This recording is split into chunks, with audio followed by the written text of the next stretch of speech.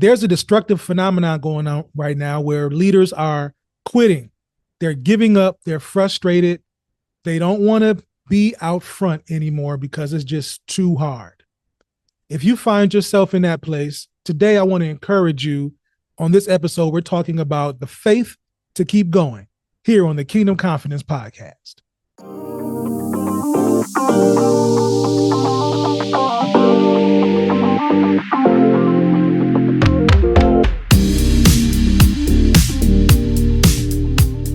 Welcome to the Kingdom Confidence Podcast. I am your host, Coach Jesse Cole, your Kingdom Confidence coach. My job, my mission, my purpose is to encourage and equip leaders to become a reflection of Christ. Kingdom Confidence is the power, the authority, and the influence of God demonstrated through you and I with authenticity and boldness. My job, my calling, my purpose, all of that, my assignment is to help leaders, marketplace leaders, develop a deeper level of kingdom confidence so they can do what they do and serve who they serve with excellence, authenticity, and boldness. And listen, like I said in the preset, there are a lot of leaders who are giving up right now. They're tired. They're frustrated. You cannot imagine how many stories I've heard this year about leaders who started off strong, but then got discouraged for whatever reason, and now they're giving up. They're fading to black. And I believe that if you're watching this podcast, especially this episode today, that you are a leader. You are a marketplace leader in some capacity. And I know it gets hard. I know it gets frustrating.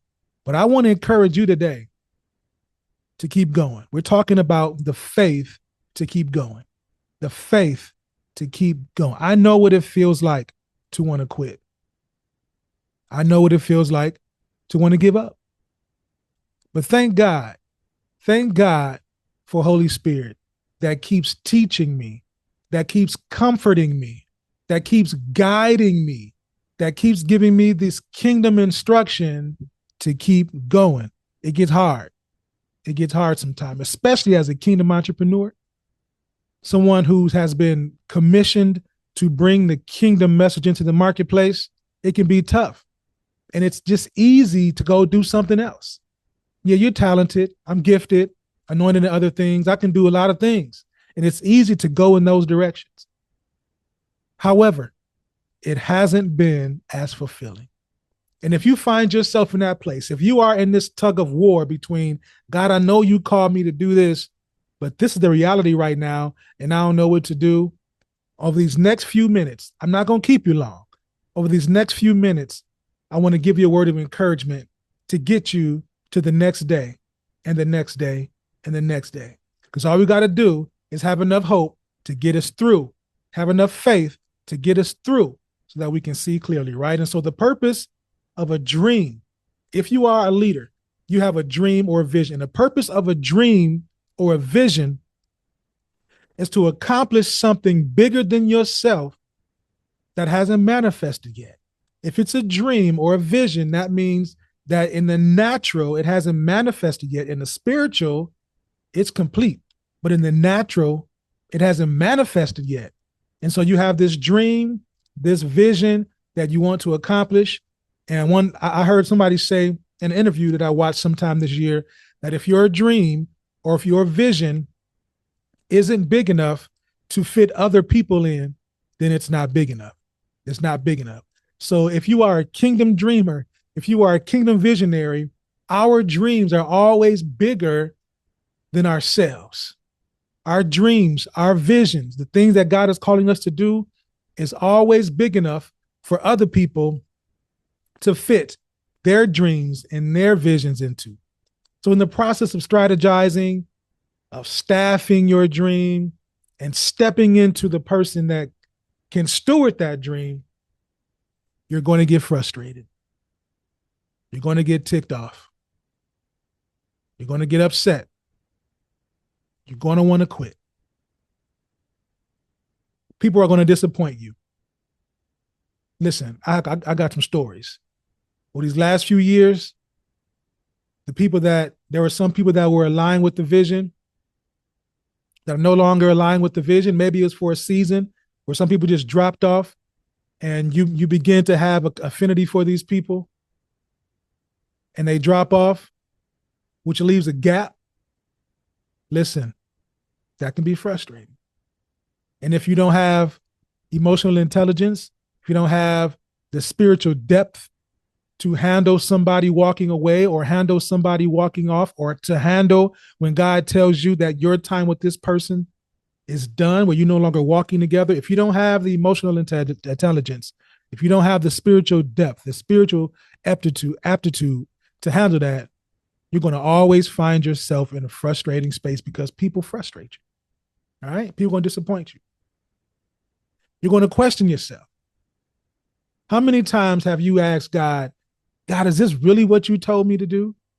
How many times have you asked yourself, Jesse or Pamela or Stewart or Priscilla or Larry, whoever's watching this, do you really believe that God has called you to do this? Do I really have the skill set and the capacity to lead this initiative? Am I really the person for the job? How many times have you doubted yourselves? Listen, as visionaries, as dreamers, we can be our worst critic. Why? Because we live in our head. People see the veneer, they see the excellence, they see the work. However, we know ourselves. We know where we need to grow. And so we can be our worst critic because we're living inside of our head. That's why it's important that when we live inside of our head, that we're telling ourselves good thoughts, that we're telling ourselves that we're filtering our thoughts and our feelings through whatever is true, whatever is noble, whatever is of good report, whatever is worthy of praise. Like, we got to filter all that stuff through that in order for us to remain sane and saved sometimes, right? And so we have to make sure that, even though sometimes we can be our worst critics, that we don't destroy ourselves with our thoughts and our beliefs about ourselves, right? Because the possibility of working towards a better future, and then you're wrestling with the reality of your broken nature, that can be tough sometimes. But here's the thing. God has not called you to be perfect. Listen to me. Listen to me real good. God has not called you to be perfect. That's why he sent Jesus. He's not called you to be perfect. He's called you to be faithful. He's called you to be obedient.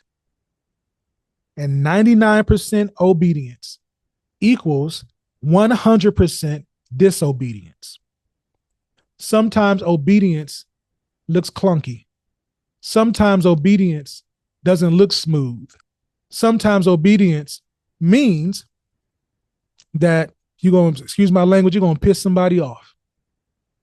Sometimes obedience means that relationships that you once had are going to drop off. Sometimes obedience means that God's going to deal with you because he wants to prune some things out of you.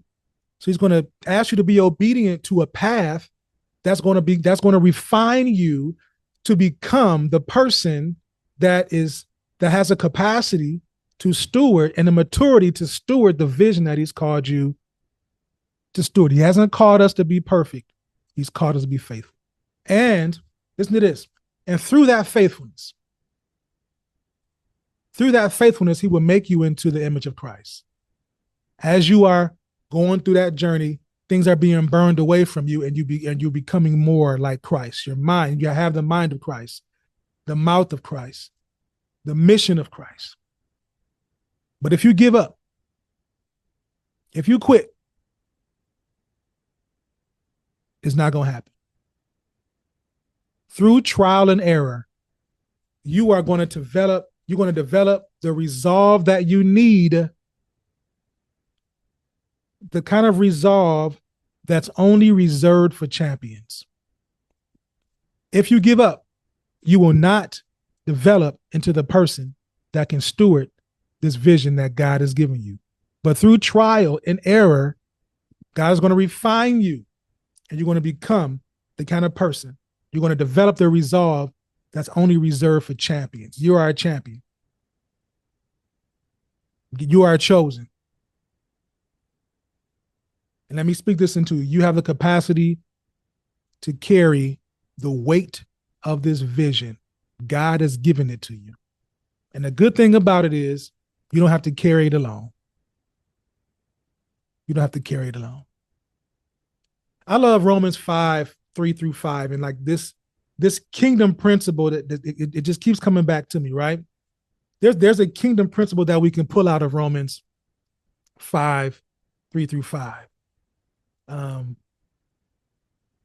It talks about suffering. And when we go through suffering, it says that we need to rejoice, number one. We need to rejoice when we're going through suffering. We need to celebrate when we're going through suffering because we're going through a pruning process. We can rejoice because of what's being developed in us. You're frustrated, you're doubting yourself, people are dropping off, you're disappointed. That is a form of suffering. So when these things happen, we know that that is an indicator that is a green flag to rejoice because our response should be, all right, God, what are you trying to teach me in this? This is happening. It's happening for a reason. What are you trying to teach me in this? Because whatever it is going to help me in the future. Don't only rejoice because like you're not rejoicing because you're crazy. You're rejoicing because of you, like you know what's coming. Endurance is coming, right? Endurance is coming. Character. Endurance produces character. And character produces hope. And there are a lot of leaders right now who don't have hope because they have abandoned the suffering process. Suffering is not an indication that you're doing something wrong, that you're outside of God's will. Oftentimes, suffering means that you are right in the middle of it. Yeah, you're right in the middle of it.